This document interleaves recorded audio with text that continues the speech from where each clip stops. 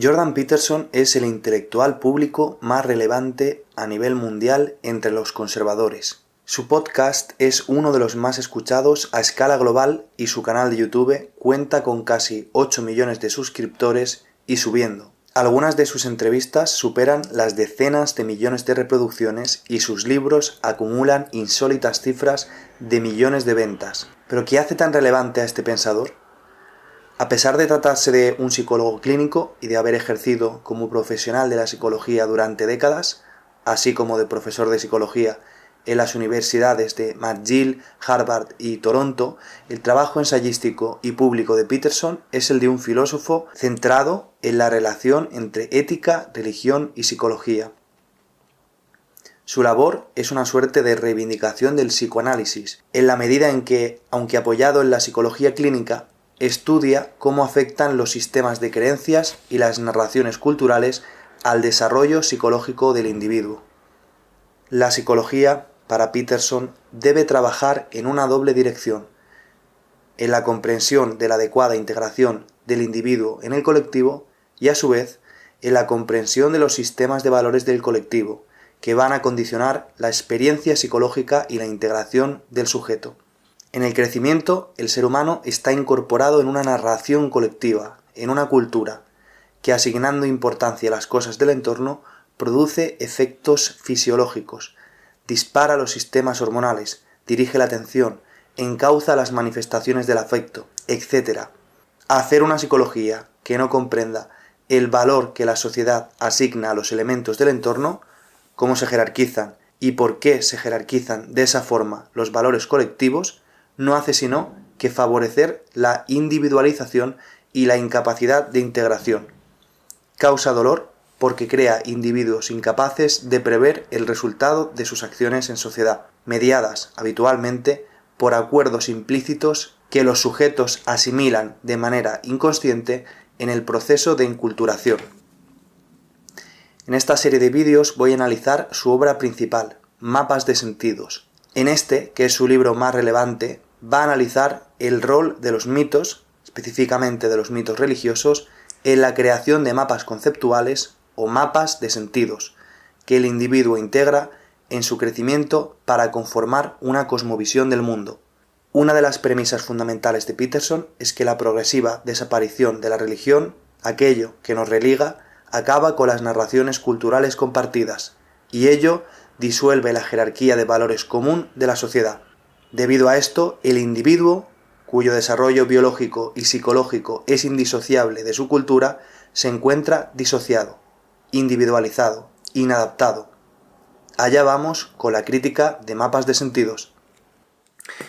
Volvemos con la lectura crítica del libro Mapas de Sentidos, o Mapas de Significados, como yo prefiero llamarlo, del psicólogo canadiense Jordan Peterson, que es el intelectual más relevante en términos de influencia entre los conservadores en la actualidad, intelectual público, y que desde mi punto de vista, como ya dije en el primer vídeo, como digo en la introducción de esta serie de vídeos, es más bien un filósofo de la conducta que trabaja a medio camino entre la teología, la filosofía y la psicología. En el vídeo de hoy voy a hablar del capítulo 1, Mapas de Experiencia, donde va a centrarse en la función del mito, cuál es la razón por la cual se explica la existencia de los mitos, y va a contravenir la idea de que los mitos sean meras supersticiones. Es decir,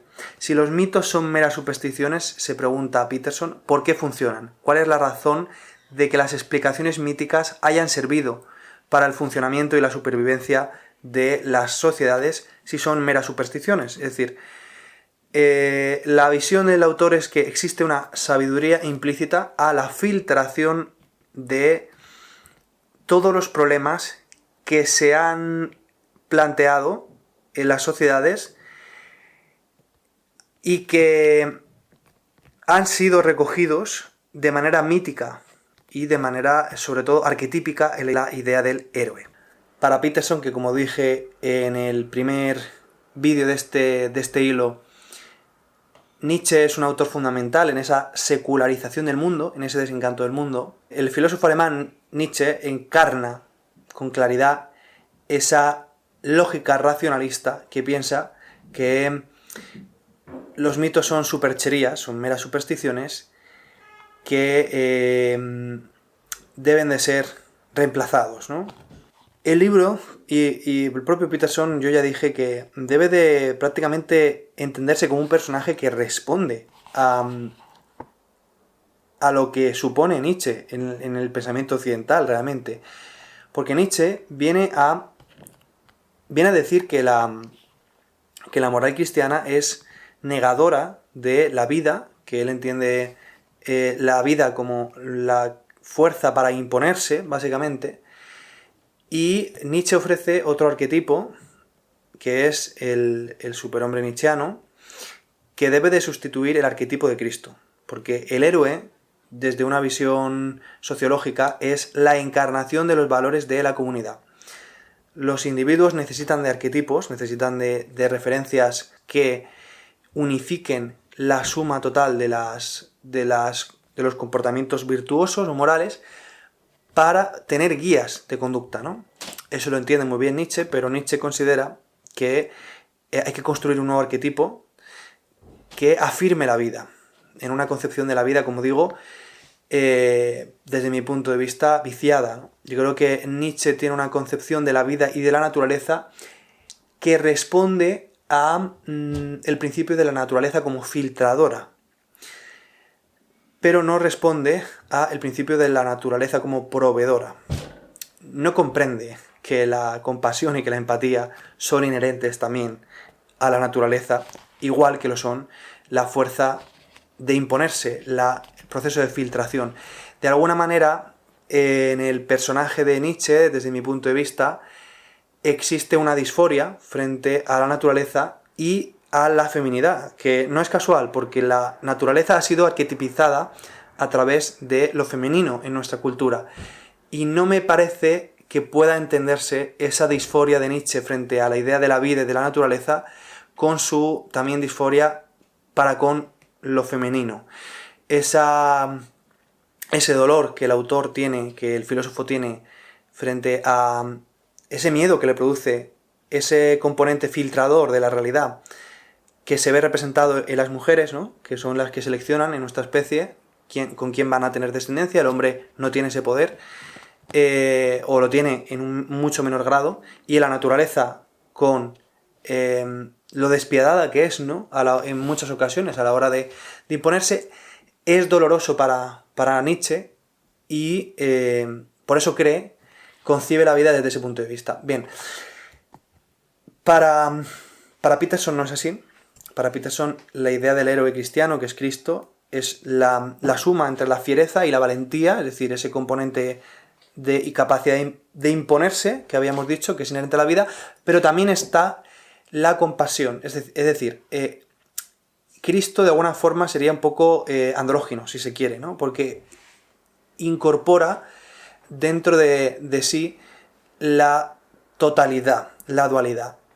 En ese sentido, Dios, el Dios cristiano, que está hecho a imagen y semejanza de la mujer y del hombre, como se dice en la Biblia,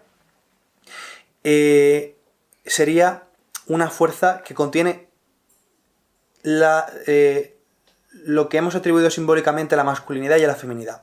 En cualquiera de los casos, Peterson responde a Nietzsche, responde a esa crítica de Nietzsche de que la dogmática cristiana ha quedado desbaratada en el mundo moderno, y dice Peterson, parafraseo, Nietzsche argumenta que si los argumentos de una teoría han quedado invalidados, imagino que se refiere en este caso a una teoría del todo, ¿no? Esa descripción, esa unificación entre lo cosmológico y lo moral inherente a la cosmovisión cristiana, que si los presupuestos de una teoría han quedado invalidados, entonces la teoría queda invalidada. Pero para Peterson, y sigo, los preceptos fundamentales de la tradición de la moral judio-cristiana siguen gobernando todos los aspectos del comportamiento individual real y los valores básicos del occidental típico, aunque sea ateo y tenga una buena formación. por más que sus ideas abstractas y lo que dice parezcan iconoclastas. No mata ni roba, y si lo hace, esconde sus acciones incluso ante su propia conciencia. Y tiende, en teoría, a tratar a su prójimo como a sí mismo. Los principios que gobiernan su sociedad siguen basándose en nociones míticas del valor individual. La cultura, en definitiva, nos habita aunque no la comprendamos y en ocasiones, aunque no compartamos parte del sistema o de la matriz simbólica que decimos rechazar, no podemos disociarnos por entero de la cultura que nos ha hecho posibles, ¿no? En definitiva.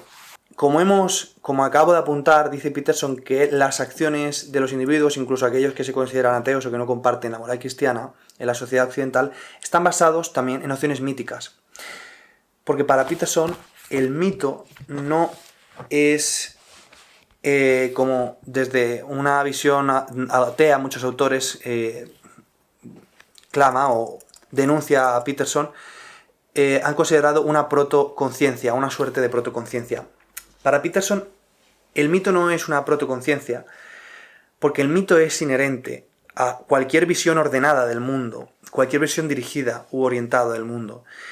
Dice que incluso la propia ciencia descansa en una matriz de valores ligada a la visión judeocristiana. Es decir, la ciencia está movida por una concepción de la verdad como universal, es decir, la verdad es universal, la verdad puede ser compartida, es decir, y no solamente puede ser compartida, sino que tenemos el deber, el científico cree que tiene el deber de compartir la verdad.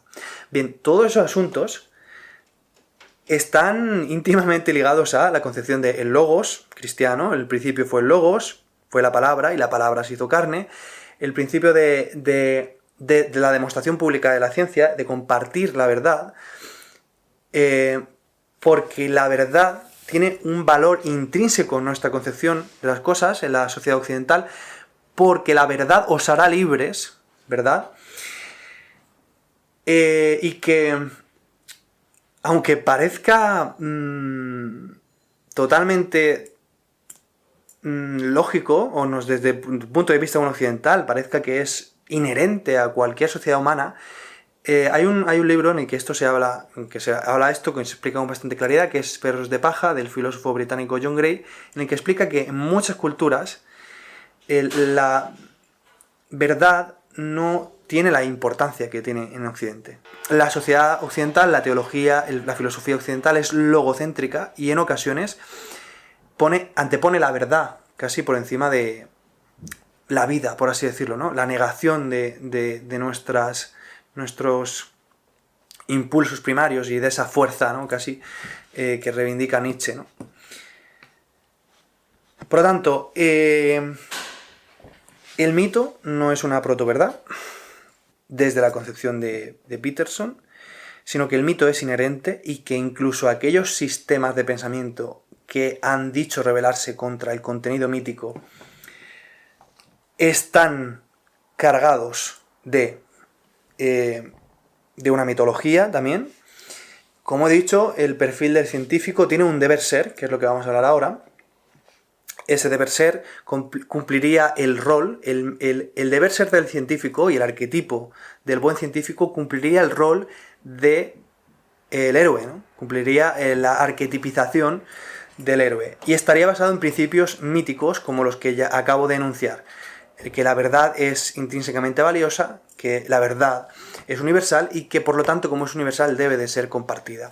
En las sociedades politeístas precristianas, esa idea de que la verdad es universal y debe de ser compartida no existe, porque no existe esa unidad ontológica, no existe ese universalismo. Existe son más tolerantes, si se quiere, que es lo que pasa hoy, ¿no? La sociedad contemporánea es mucho más tolerante en muchos asuntos, pero a su vez eso ha implicado una desvertebración de las jerarquías compartidas. En la medida en que la sociedad se ha vuelto más tolerante, se ha producido una disgregación o una aparición de jerarquías múltiples, jerarquías de valores múltiples, ¿no? Y por lo tanto, la verdad ha vuelto a ser relativa. Es decir, estamos viviendo un escenario de reincorporación del relativismo que se parece, desde este punto de vista, aunque eso no lo dice el autor, pero eso estoy añadiendo yo, en cierto sentido a un politeísmo, básicamente, ¿no? Que, como digo, es más tolerante con las verdades de otros, pero a su vez es castrador de esa visión universal de la verdad y del conocimiento, y de ese deber de compartir la verdad y el conocimiento, ¿no?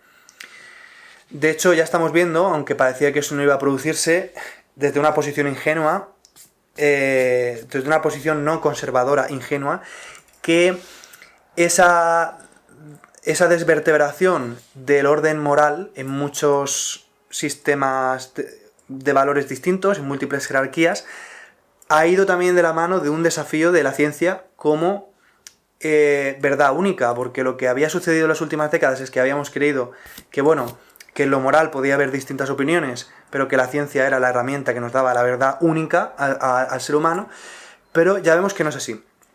Que diferentes agrupaciones políticas con diferentes ideas filosóficas de base sostienen interpretaciones morales del mundo que desafían el propio discurso científico. Se están haciendo lecturas ya en la universidad de la descolonización de la ciencia, llevamos mucho tiempo con eso, y por lo tanto empieza a haber una jerarquía múltiple de valores y de interpretación del propio contenido de la ciencia, que ya no es el instrumento privilegiado para estas personas de aproximación a la realidad o a la verdad, ¿no? En cualquier caso, como habíamos dicho, el mito es inherente, está guiando la conducta. Para Peterson, el mito ofrece un significado al sujeto, y ese significado implica una integración sujeto-objeto, es decir, guía la conducta y también el resultado de esa conducta. Es decir, el resultado de esa conducta se experimenta en relación a un contenido mítico. En definitiva, la visión del mito es la de asignar, como decía, el deber ser. El deber ser, para Peterson, es la guía de acción de cualquier sujeto en sociedad. Y el deber ser siempre se rinde a principios mitológicos. El héroe, como decía, es quien recoge el deber ser en su totalidad, por así decirlo. El héroe es la encarnación de los valores de la comunidad. Por lo tanto, cualquier arquetipo que encarne esos valores y que oriente a un sujeto hacia un fin, tiene un contenido mítico, y que ese contenido mítico no puede ser extraído del mapa de significados de la sociedad. Es decir, el héroe lo es siempre en relación al sistema de valores de la sociedad. Siempre. Y por lo tanto, incluso un científico o cualquier profesión que tenga un código deontológico, un deber ser, tiene una asignación de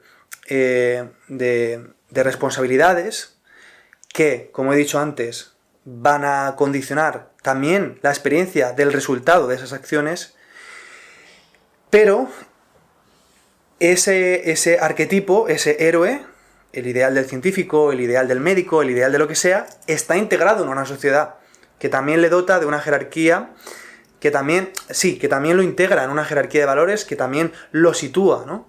en una, pues atribuye un valor y unas responsabilidades a ese rol, ¿no?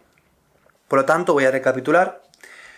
Los mitos han probado su funcionamiento, han dado cohesión a la sociedad. Los mitos son inherentes a cualquier sociedad, incluso una sociedad atea. El mito no es protoconciencia, por lo tanto, el mito sirve para atribuir significado y para mediar la acción de los individuos, y también produce efectos en la vivencia de los resultados de esas acciones, y el deber ser se ve ejemplificado en la idea del héroe. Para terminar este primer capítulo, y ya para terminar el vídeo, Peterson va a describir una estructura fundamental del mito. El mito describe primero un estado actual, idílico, por así decirlo, la aparición de una anomalía en un segundo punto, la disolución de esa estabilidad a partir de la aparición de la anomalía y, en cuarto lugar, la regeneración de esa estabilidad. El mito de nuestra cultura, por excelencia, es la caída. El mito cristiano de la caída es la salida del paraíso y el comienzo de la historia, que es equivalente al conflicto. La historia es el conflicto. Y ese es un contenido arquetípico para Peterson, que en nuestro caso, bien, pues con nuestras buenas obras, con nuestras buenas acciones, cargamos con el pecado, que nos es inherente, y a través de nuestras acciones debemos de intentar procurar la salvación. Pero que en definitiva, desde una lectura materialista, el hecho de que el pecado no sea inherente y que los individuos tengan que procurar sus buenas obras en pro de la salvación, produce resultados materiales que son más similares a ese paraíso, aunque se ofrezca en el más allá, diríamos, de lo que sería una sociedad que no tuviese su ideal en el más allá, ¿no? El proyecto, y esto ya lo añado yo, aunque lo va a analizar a lo largo del libro, el proyecto de construir el paraíso en la tierra es el proyecto racionalista. Es la Torre de Babel, es visiones materialistas de la realidad, ¿no? El comunismo, básicamente, el marxismo, quiere traer el paraíso a la tierra. Pero para traer el paraíso a la tierra, tienes que necesariamente materializar el bien y el mal como fuerzas, y al hacerlo, dejas de considerar que la batalla es individual. Tienes que hacer una lectura necesariamente colectivista. Todo eso está bien desarrollado, yo voy a hablar de esto a lo largo del libro, creo que es muy interesante. Y bueno, en definitiva, hablan de una profundidad en el pensamiento del autor, algo muy necesario desde mi punto de vista, que es que la psicología no está desgajada de su cultura. Es decir, no, la psicología no es algo... Tú no puedes llevar a un psicólogo occidental a yo que sé dónde, ¿no? A cualquier país de remoto donde tengan un sistema de valores distinto para hacer terapia. O sea, no funciona así, no funciona así. Por lo tanto, como decía en el primer vídeo, Peterson asume la premisa posmoderna de que el sujeto y el objeto están codefinidos, es decir, que no existen verdades al margen de nuestras narraciones, que el ser humano está inserto en una cultura, en un mapa de significados, y que es a través de ese mapa de significados cómo se interpreta el mundo. Eso no quita que la verdad no exista, sin embargo, sí que nosotros no tenemos un acceso total a la verdad. Vamos a dejarlo aquí porque es un libro denso, es un libro muy largo, son muchos conceptos.